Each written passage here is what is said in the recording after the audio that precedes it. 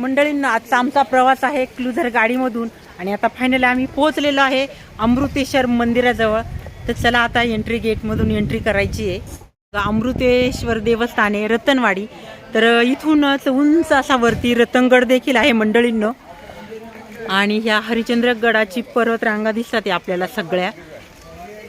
हरिश्चंद्रगड आणि रतनगड इकडेच आहे. कळसुबाईचं शिखर देखील इकडेच आहे. तर असं सुंदर इकडचं वातावरण आणि पुरातन काळातील हे मंदिर आहे. हार तुरे विकणारी मंडळी इकडे. इकडे तर खुरासण्याचीच फुलं वाटतात. हे ना खुरासण्याची आहे का? वेगळीच आहे आपल्या इकडे. अरे बघा सुंदर असं मंदिर आहे. पुरातन काळातील मंदिर आहे अमृतेश्वर. तर मंडळींना आम्ही पहिल्यांदाच आलेले आहे. मी तर फायनली पहिल्यांदाच आलेली आहे. भंडारदरा येणं आमचं भरपूर वेळा झालं पण या मंदिराकडे पहिल्यांदाच आलेलो आहे. इथे बघा 2 नंदी दिसत आहेत आपल्याला.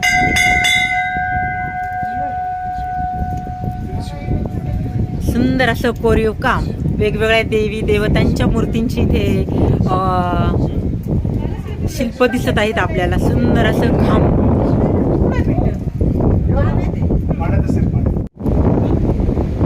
छान असं मंदिरामध्ये बघा कोरीव काम आपल्याला दिसत आहे. एकच नंबर दृश्य. पुरातन काळातील हे मंदिर आहे. हे बघा मंडळींना. तर पूर्ण आपल्याला पाणी भरलेलं दिसत आहे मंदिरामध्ये.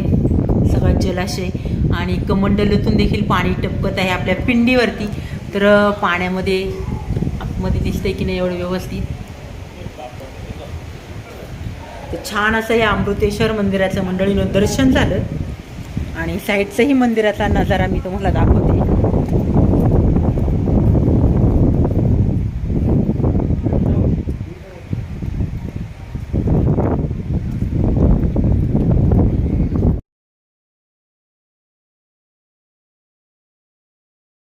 ही आपल्याला मंदिराची समोरची बाजू दिसत आहे आणि नंदी मला वाटतंय पाठीमागच्या साईडनी आहे. बघा ना किती सुंदर असं रेखीव मूर्तींचं काम केलेलं आहे. वेगवेगळ्या देवी देवतांच्या मूर्ती आहे. मागच्याही बाजूने आहे आणि पुढच्याही बाजूने आहे. ते खूप सुंदर असं आणि जुन्या काळातील हे मंदिर आहे. तर आतमध्ये बघा मंडळीनं सगळे खांब कसे 4 साईडनी 4 खांब आहेत आणि वरती कसं घुमट आहे. तर असं सुंदर हे मंदिर आहे अमृतेश्वर मंदिर आहे. तर इकडे आपल्याला पाण्याचाही जलाशय भरपूर असा भरलेला दिसतोय. तो पूर्ण मंदिरामध्ये पिंडीवरती पाणी आहे आणि जो काय कमंडलू आहे त्याच्यातून पाणी आपल्या पिंडीवरती टिपकताना दिसत आहे. हर हर महादेव. ओम नमः शिवाय. ओम नमः शिवाय. तर छान असं मंदिरामध्ये मस्तपैकी दर्शन झालं आणि आता म्हटलंय काही मंडळी तर निवांत बसू. तर काही जण बसायला आलेत आणि आता मी समोर मंडळीने तुम्हाला एक बारव दाखवते. सुंदर आणि सुरेख अशी छानपैकी बारव आहे. तर चला आता थोडंसं पुढं चालत जाऊ आणि ते बघू. तर कसं वाटलं मोनिका मंदिरात दर्शन घेऊ? आपण कधी पाहिलं नव्हतं. प्राचीन काळात आपण अजून कधी पाहिलं नव्हतं. आम्ही भंडारदरा धरणाकडं भरपूर वेळा येणं झालं पण या स्पॉटला पहिल्यांदाच आलेलं आहे. तर हे बघा मंडळीने ही बारव सुंदर बघा किती छान किती रेखीव काम केलेलं आहे मंदिरासारखं. प्राचीन काळातीलच ही बारव आहे. तर सगळ्या साईडने आपल्याला हे मंदिरासारखे कळस असल्यासारखे वाटत आहेत वेगवेगळे. सगळ्या साईडनी छान अशी बांधलेली आहे. आणि ह्या भाऊला विचारलं तर काय याचं महत्त्व, तर म्हणे विष्णू तीर्थ आहे. तर असं सुंदर ह्या बारवतचं महत्त्व आहे विष्णू तीर्थ. तर आमच्या नाणं त्यांचं चाललं इकडं बोलणं त्यांच्यासोबत. काय म्हणते नाणं?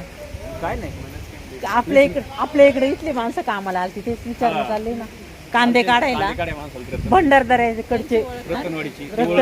हा मग रतनगड म्हणजे हाच रतनगडला तिकडे रस्ता जाते. तर ह्या रतनवाडीमध्ये चाललंय. इथलीच आमच्याकडं कांदे काढाय माणसं आलेली. तर ह्या भाऊला विचारतात काय काय वाड्यांची नाव आहे त्याच्यामध्ये, ते त्या वाडीची लोक आलेली. सांग भाऊ किती वाड्या आहेत जरा? 7 वाड्या. एक गाव आणि 7 वाड्या. गावाचं नाव काय? रतनवाडी. त्याच्या साईडनी छोट्या मोठ्या वाड्या. छोट्या मोठ्या वाड्या 7 वाड्या. नाव सांग ना वाड्यांची जरा. आमच्या इकडे वेगळं आहे. चित्ताची वाडी, गावठा, शट्टरवाडी, कोलटवाडी, अजून बऱ्याच आहेत वस्त्या म्हणजे. हा छोट्या मोठ्या वस्त्या. गाप वस्त्या. तर सुंदर असं वातावरण इकडचं बघा. पाण्यात काय तर जसं आहे नदीचं पात्र कमी होईल ना किती ओपन होते तसं भरेल ना ती पण वरती भरत येते. सध्या आमचं पाणी खाली होईल ना शेती ओपन होईल. म्हणजे पाण्याचा जास्त इकडं आता विसर्ग चालले त्याच्यामुळे पिंड आपली पाण्यात आहे पूर्ण पाण्यात आणि पाणी कमी झाल्यावर मग ओपन होते. ओपन माशी नदीला पूर्ण ओपन होते. तिची एंट्री कोणी काही कोणी पण एका साईडनी नंदी आहे, उजव्या साईडनी नंदी असतं, पण नंदी पाठीमागच्या साईडनी दिसतोय. आणि पुढून हा पण प्रत्येक महादेवाच्या ठिकाणी नंदी पुढं समोर असतो.